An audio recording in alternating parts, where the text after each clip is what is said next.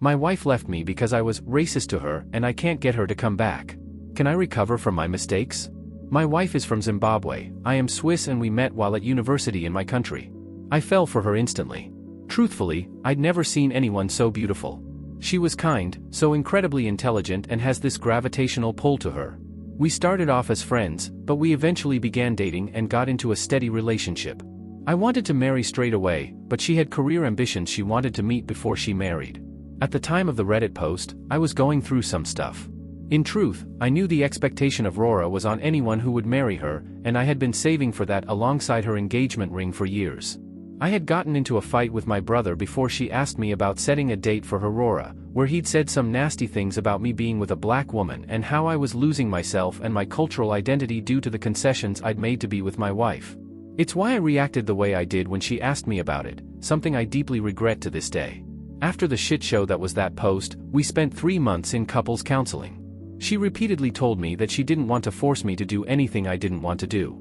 She said that she deserved to be with someone who enthusiastically embraced all parts of her, and if any part of me took issue with her culture, she asked that I bow out before I tied us together for life. I confessed that I knew all along about the Rora, and I had prepared for it, but the conversations with my brother are what led me to say what I did. She was mad. I'd allowed her to be mocked, ridiculed, and bullied by strangers online because I couldn't communicate with her, but we worked through. We had a beautiful traditional wedding in her country, then another one with my traditions in mine. Her family was kind and welcoming, making many concessions for me as they had done since I met them. We planned on starting a family soon after we married, but she'd always said she wanted to have her babies back in her country so she can have her family around her. We had agreed that this is what we do. It's important to note that my wife doesn't really like living here, she says she hates living here. We lived in Sweden for much of our relationship, and many will know the people are on the cold side. She hated the food, the weather, struggled with the cold people. Her country's people are very warm and friendly, and for the last 2 years she had to go on antidepressants because it was all a bit much for her. She asked me when we were going to move, and I asked for us to hang on for a while so I can finish a project I'm leading at work. We'd fought about this in the past, but this time she just nodded at me, so I thought she finally got it. That was over 18 months ago and we didn't end up moving as I got promoted and it became harder to walk away. Her grandma passed away, so I attributed the low mood to that. Our problems came when she asked me if I was having an affair with my colleague. This was when I got home late one evening and found her sitting in the dark. I'd forgotten she was making dinner for us, to be honest, because I had a lot going on at work and it just slipped my mind. I told her that colleague and I were working late and I forgot, sorry.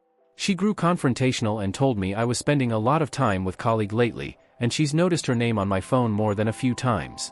She asked me if there was anything she ought to know. This is when I may have killed my marriage. I told her I didn't give her father a truck full of cattle for her to question me. This was my house, my wife, and if I wanted to have something on the side, that was nobody's business but mine. She looked like I'd slapped her and I could see her holding back tears.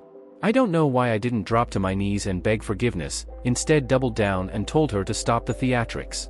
Here's the thing, I'm not having an affair of any kind with my colleague, we really were just heavily into this project we're both super excited about. I don't know why I couldn't just say that to my wife. She didn't come to bed that night, and I left early in the morning the day after and came home when she was asleep. This continued for days where I avoided her because I couldn't face the guilt. On the Friday, came home to a gift box that contained a positive pregnancy test and a long letter from my wife.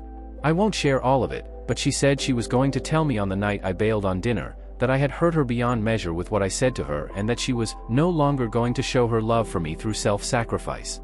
She told me she doesn't consent to be in a polygamous relationship, and since it's what I want, I should expect to receive divorce papers from her soon. She left her rings and house keys too. I had a panic attack. I was able to call for help before the worst of it came, but I spiraled. I had monumentally fucked up, and lost my wife and unborn child because of it. I tried to call her, but her phone was going straight voicemail. I called her brother, who was short with me but assured me she was fine. He wouldn't tell me more. I finally tracked her down after 2 weeks. She'd gone back to her parents in Zimbabwe. I can't follow her just yet because the project I've worked on for so long now is near completion and I can't walk away. My friends told me I was racist to my wife in my actions, because I never would have tried that with a white man and tried to use her culture against her. The fact that I wasn't even serious make me more cruel apparently. She still won't speak to me. I have tried all avenues and she won't hear me out. I love her beyond measure and I don't know how to get her back. Please, help me. Edit. Okay. A lot of you think I'm awful. It's hard to read, but oh well. I have taken your advice on board and I'm going to follow her. I have booked a flight to Zimbabwe. I leave in 10 days. I'm going to go apologize and try to make her understand. No one seems to be thinking of the child she's carrying, my child, when they say I should leave her alone. I won't do that. It's sad that I've missed out on the joy of finding out we're finally having the baby we've so wanted, but I'm going to go and fix this so I can get my wife back and our family on track. Am I the asshole for refusing to provide my roommate food and confiscating all of my dishes I bought for us? I live with my roommate, her sister, and her sister's boyfriend. I've been helping provide food for my roommate because she hasn't had a job and I didn't want her to starve. YK? She typically bought my groceries because I have severe anxiety when it comes to going out. I noticed that with my groceries she was also coming home with snacks for herself, which was weird, but I assumed it was for us. The very last time I bought her food was when she asked to use my card to get stuff for tacos when her boyfriend was over. I was under the impression it was for all of us, because it's my money she's using. I fell asleep early, only to find out from my boyfriend she only made food for her and her boyfriend. I stopped letting her buy food after that. Since then she started limiting my food space. I'm limited to a single drawer and a small space of floor for my cans and such. We have the space for me to have more room, they just stopped letting me use it.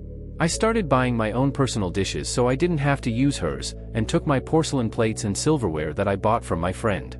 My roommate now has to use her sister's silverware and her sister doesn't like her using it. So she basically has none. Am I the asshole for this? Am I the jerk for being mad at my friend for not coming to my wedding? Okay, so a bit of backstory. My friend met a girl at the end of December 2022. They got together and married December 2023. They married in court and only had family there. We are a very close group. We have been friends for 20 plus years. Fast forward to February of 2024. Our other friend gets married. Now this is the first time anyone gets to meet the first friend's wife.